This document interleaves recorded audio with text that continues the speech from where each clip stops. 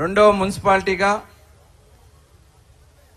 చేసి కొల్లు రవీంద్ర కార్యక్రమాన్ని మన హిస్టారిక్ సిగ్నిఫికెన్స్ ఉన్న మచిలీపట్నంలో రావడం అనేది మచిలీపట్నం ప్రజలందరికీ కూడా గర్వించదగ్గ విషయం. దానికి మచిలీపట్నం ప్రజలందరి తరపున తమరికి థ్యాంక్స్ చెప్తూ సార్, ఈ కార్యక్రమాన్ని ఉద్దేశించి మన మంత్రివర్యులు కొల్లు రవీంద్ర సార్ మాట్లాడవలసిందిగా.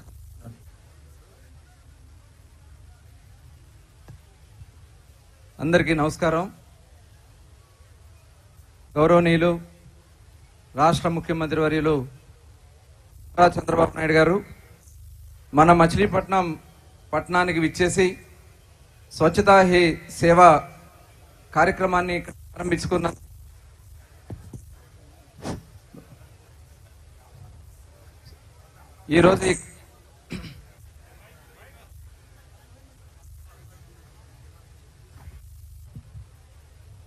ఈరోజు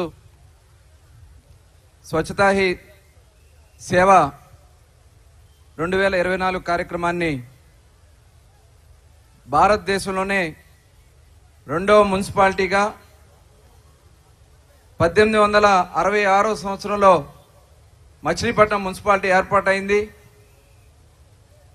అలాంటి ఈ మహానగరంలో గౌరవ ముఖ్యమంత్రి గారు ఈరోజు ఈ కార్యక్రమాన్ని ప్రారంభించినందుకు వారికి మన మచిలీపట్నం ప్రజల, కృష్ణా జిల్లా ప్రజలందరి తరఫున కూడా హృదయపూర్వక ధన్యవాదాలు తెలియజేస్తున్నాను సార్ మీకు అందరికి.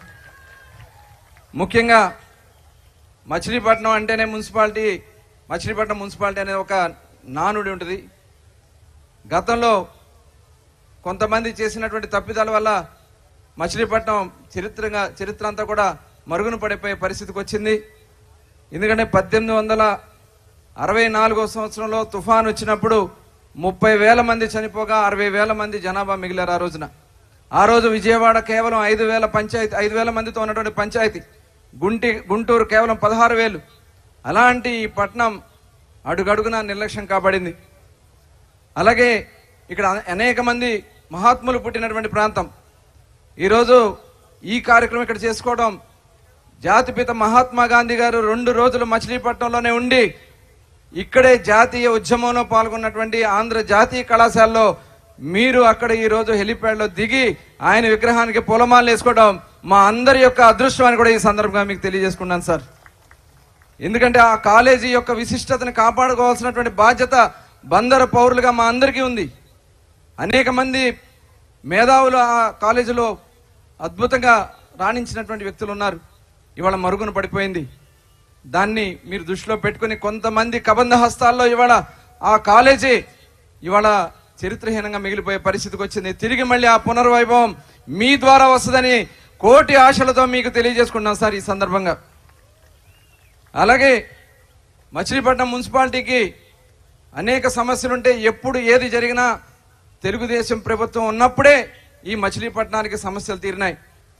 తరగటూరు సమ్మర్ స్టోరేజ్ ట్యాంక్ అన్న నందమూరి తారక రామారావు గారు ముఖ్యమంత్రిగా ఉన్నప్పుడు ఎమ్మెల్యేగా వడ్డీ రంగారావు గారు 200 ఎకరాల భూమిలో సమ్మర్ స్టోరేజ్ చెరువు ఏర్పాటు చేయడం వల్ల మంచినీళ్ళ సమస్య అనేది మాకు చాలా వరకు తగ్గింది సార్. కానీ మొత్తం దాని భారం అంతా కూడా కాన్స్టిట్యున్సీ మొత్తం కూడా దాని మీద పడింది. ఇవాళ రూరల్ బందర్ మండలం కూడా పెరిగింది కాబట్టి మండలానికి కూడా ఇంకొక 2 చెరువులు కానీ మనం ఏర్పాటు చేసుకోగలిగితే ఇవాళ జలజీవన్ స్కీమ్ కింద ఖచ్చితంగా మనకి 220 కోట్లు వచ్చినాయి సార్. దానికి చెరువు కోసం, ల్యాండ్ ఎక్విజిషన్ కోసం కొంత సపోర్ట్ చేస్తే ఖచ్చితంగా రూరల్లో ఉన్నటువంటి ప్రతి ఇంటికి మంచినీళ్లు పంపించే అదృష్టం మరి మీ ద్వారా మాకు కలుగుద్దని కూడా ఈ సందర్భంగా తెలియజేసుకుంటూ, అలాగే డంపు చెత్త చాలా దారుణం, ఏ రోడ్డు చూసినా దారుణంగా ఉండేది.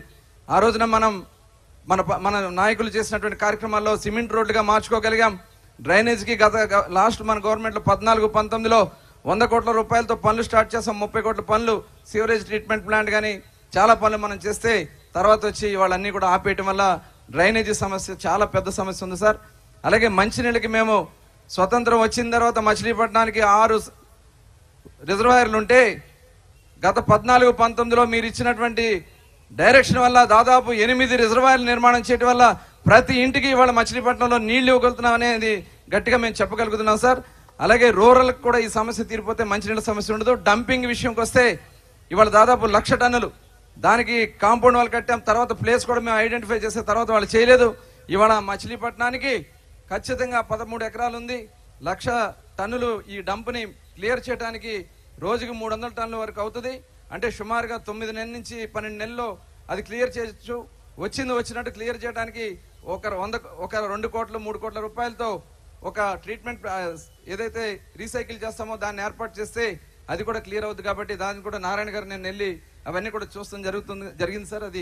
అది కూడా మీ ద్వారా తెలియజేయవలసిందిగా కోరుతూ, ఎలాగో మా చిరకాల వాంఛ మచిలీపట్నం పోర్టు, ఆ పోర్టుని మీ దయ వల్ల ఇవాళ గత ప్రభుత్వం నిర్లక్ష్యం చేసిన ఇవాళ పనులు మళ్ళీ 2025లో మీ చేతుల మీదుగా బందర పోర్టుని ప్రారంభించుకుని షిప్ను కూడా ఎక్కడి నుంచో పంపించుకునే అదృష్టాన్ని మీ ద్వారా కలిగజేస్తున్నందుకు ధన్యవాదాలు తెలియజేసుకుంటూ, అలాగే ఇక్కడ మాకున్నటువంటి ఏకైక వనరులు మచిలీపట్నం బీచ్ డెవలప్మెంట్ చేసుకునేదానికి అవకాశాలు ఉంది సార్. స్వదేశీ దర్శన్ కింద మచిలీపట్నం ఒక సర్క్యూట్ లాగా ఘంటసాల, బుద్ధ విహార్ కానీ, హంసల దీవి కానీ, ఎకో టూరిజం కానీ, బ్యాక్ వాటర్స్ లో రిసార్ట్స్ కానీ ఏర్పాటు చేసుకోగలిగితే మన స్వదేశీ ఇది కేంద్ర ప్రభుత్వం స్కీమ్. దీంట్లో మనం పెద్దగా రాష్ట్ర ప్రభుత్వం అవసరం ఉండదు సార్. మనకు కొద్దిగా ల్యాండ్ అది దానికి లైవ్లీహుడ్ కోసం కేంద్ర ప్రభుత్వం 30 ఎకరాలు మనం ల్యాండ్ ఇస్తే దాదాపు 150 నుంచి 200 కోట్ల రూపాయలు ఆ స్కీమ్ మొత్తం 100% కూడా కేంద్ర ప్రభుత్వం చేస్తుంది సార్. దాన్ని మనం కానీ మన స్టేట్ గవర్నమెంట్ నుంచి ప్రపోజల్ పంపిస్తే దాన్ని ఏర్పాటు చేసుకోగలిగితే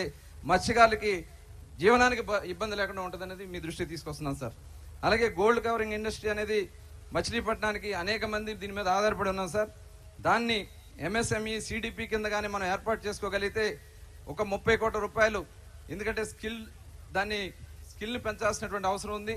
దానికి మీ సపోర్ట్ చేస్తే ఖచ్చితంగా మరి గోల్డ్ కవరింగ్ పరిశ్రమ కూడా అభివృద్ధికి వస్తుంది. దాన్ని కూడా ఎంఎస్ఎంఈ స్కీమ్ చేస్తే 75-25, రాష్ట్ర ప్రభుత్వం 25 ఇస్తే 75 స్టేట్ సెంట్రల్ గవర్నమెంట్ ఇస్తుంది, గవర్నమెంట్ ఆఫ్ ఇండియా 10% కూడా మేము ఇక్కడ ఉన్నటువంటి వ్యాపారస్తులు సపోర్ట్ చేయడానికి కూడా సిద్ధంగా ఉన్నారు సార్. దానికి కూడా మీరు సపోర్ట్ చేయాలని కోరుతున్నాను సార్.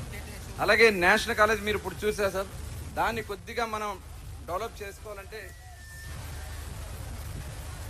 గ్లోబల్ కేపబిలిటీ సెంటర్ కింద కానీ దాన్ని మనం డెవలప్ చేసుకోగలిగితే కాలేజీకి దాదాపు 300 ఎకరాలు ఉంది సార్. దాంట్లో టౌన్లోనే ఇప్పుడు ఉన్నట్టు మీరు దిగినటువంటి ప్రాంగణమే దాదాపు 40 ఎకరాలు ఉంది. దాన్ని కానీ మనం గ్లోబల్ కేపబిలిటీ సెంటర్ కింద ఏర్పాటు చేసుకోగలిగితే ఒక ఇన్నోవేషన్ సెంటర్ గా మచిలీపట్నానికి నాంది కాబోతుందని మిమ్మల్ని రిక్వెస్ట్ చేస్తున్నాం సార్. ఎందుకంటే ఇక్కడ అనేక మంది చాలా